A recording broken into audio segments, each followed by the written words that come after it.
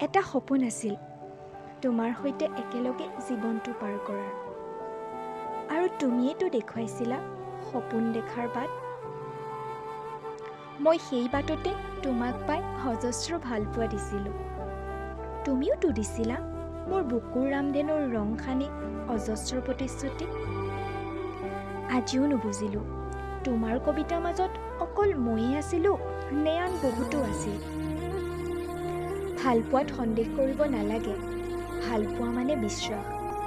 কিন্তু তোমাৰ কথাবোৰত মই তোমাৰ নতুনত্বৰ সন্ধান পাইছিলোঁ আৰু সেইবাবে মই বাধ্য হৈছিলোঁ আমাৰ ভালপোৱা সন্দেহৰ মাজত ঠেলি দিবলৈ। আৰু তুমি সেই সুবিধাটি কৈ পেলালা মই তোমাৰ যোগ্য কেতিয়াও হ'ব নোৱাৰোঁ। মই মাথো তোমাৰ নিসংগতাৰ সংগীহে আছিলোঁ।